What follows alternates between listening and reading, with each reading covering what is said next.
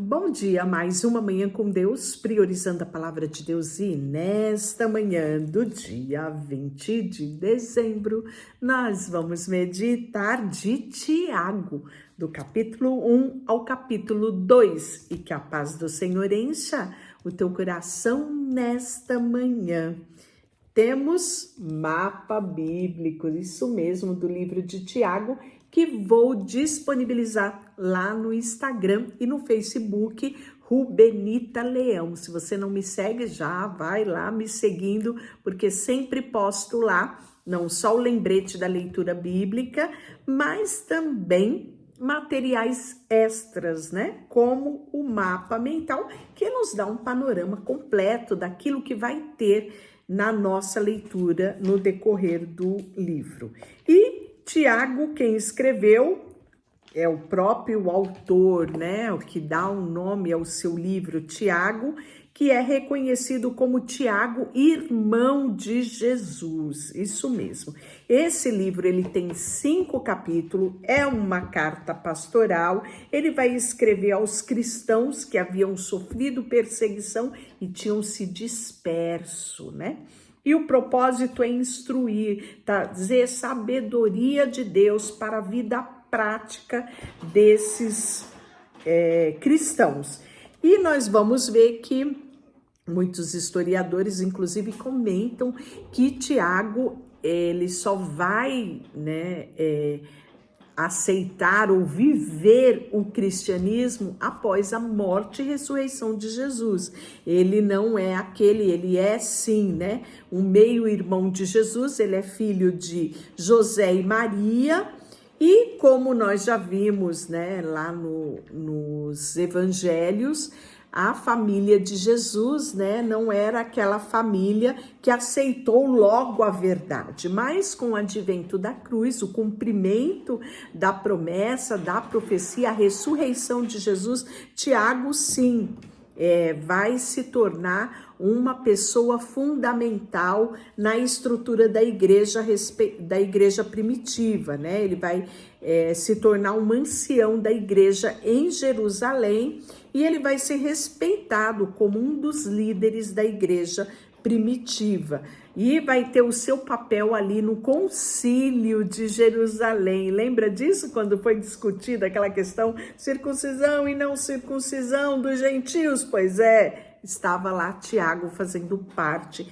deste concílio. Então, sem maiores delongas, né? Já vai curtindo este vídeo, compartilhando com outras pessoas e também se inscrevendo aqui no canal. Se você já é inscrito, tem a oportunidade de convidar outros para fazer parte, né, dessa comitiva de missionários que propagam a palavra de Deus. Tiago, servo do Deus e do Senhor Jesus Cristo, as 12 tribos que se encontram na dispersão, saudações. Meus irmãos, tendo por motivo de toda alegria de passardes por várias tribulações, sabendo que a aprovação da vossa fé, uma vez confirmada, traduz perseverança. Ora, perseverança deve ter ação completa, para que sejais perfeitos e íntegros, em nada deficientes.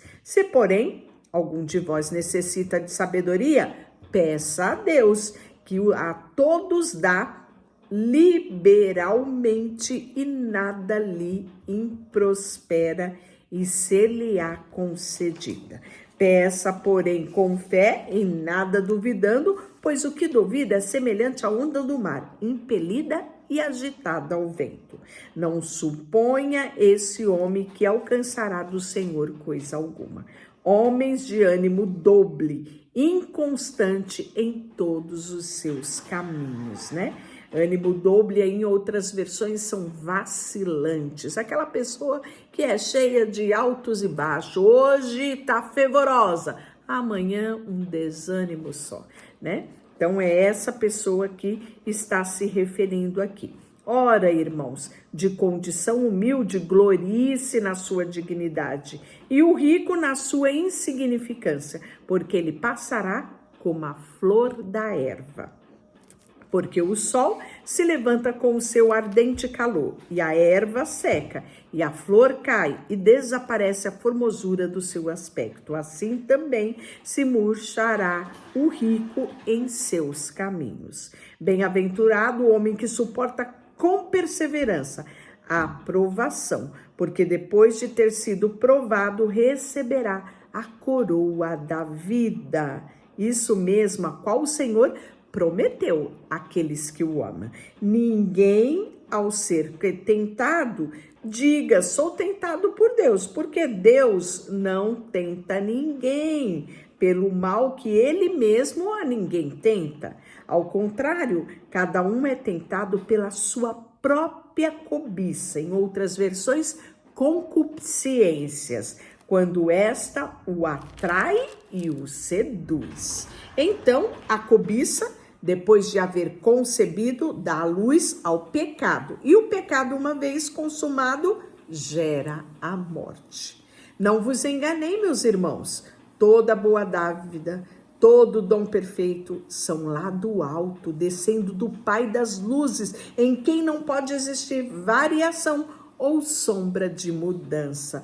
Pois, segundo o seu querer, ele nos gerou pela palavra da verdade, para que fôssemos como as primícias da sua criatura. Sabei estas coisas, meus amados irmãos, todo homem, pois, que seja pronto para ouvir, tardio no falar e tardio em irar-se. Porque a ira do homem não produz a justiça de Deus. Portanto, despojando-vos de toda impureza, acúmulo de maldade, acolhei com mansidão a palavra que vos implantada, a qual é poderosa para salvar a vossa alma. Tornai-vos, pois, praticantes da palavra e não somente ouvintes, enganando-vos a vós mesmo. Porque se alguém é ouvinte da palavra e não praticante, assemelha-se ao homem que contempla no espelho o seu rosto natural. Pois a ti mesmo se contempla e se retira e para logo se esquece de como era a sua aparência. Mas aquele que considera atentamente a lei perfeita, a lei da liberdade, pela perseverança, não sendo ouvinte negligente, mas operoso e praticante, esse será bem-aventurado ao realizar. Se alguém supõe ser religioso, deixando de refrear a língua, antes enganando o próprio coração, a sua religião é vã. A religião pura e sem mácula para com que o nosso Deus Pai é esta: visitar os órfãos, a viúva e nas suas tribulações a si mesmo guardar incontaminado do mundo.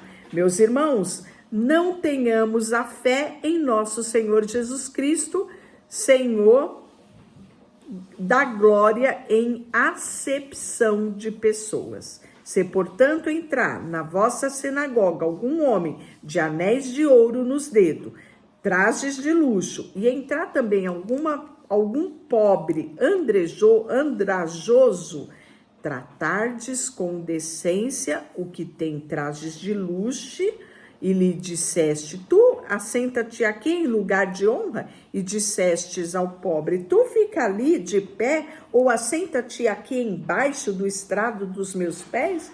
Não fizeste distinção entre vós mesmo, e não vos torneis juízes, tomando de perversos pensamentos. Ouvi, meus amados irmãos, não escolheu Deus os que para o mundo são pobres para serem ricos em fé e herdeiros do reino que ele prometeu aos que ama? Entretanto, vós outros menosprezaste o pobre. Não são os ricos que vos oprime e não são eles que vos arrastam para os tribunais? Não são eles que blasfemam o bom nome sobre vós foi invocado?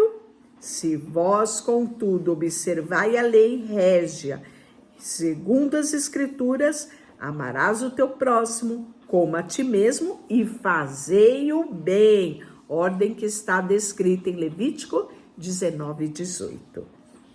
Se todavia fazei acepção de pessoas, cometei pecado, sendo arguido pela lei como transgressor. Pois qualquer que guarda toda a lei, mas tropeça em um só ponto, se torna culpado de toda a lei. Porquanto aquele que diz, não adulterarás, também ordenou, não matarás. Ou se não adulterarás, por que matas? Vens a ser transgressor da lei. Falai de tal maneira e de tal maneira procedei, como aquele que hão de ser julgado pela lei da liberdade. Porque o juízo é sem misericórdia para aquele que não usou misericórdia. A misericórdia triunfa sobre o juízo. Meus irmãos, qual é o proveito se alguém disser que tem fé, mas não tem obras? Por acaso, semelhante fé salvá-lo-á?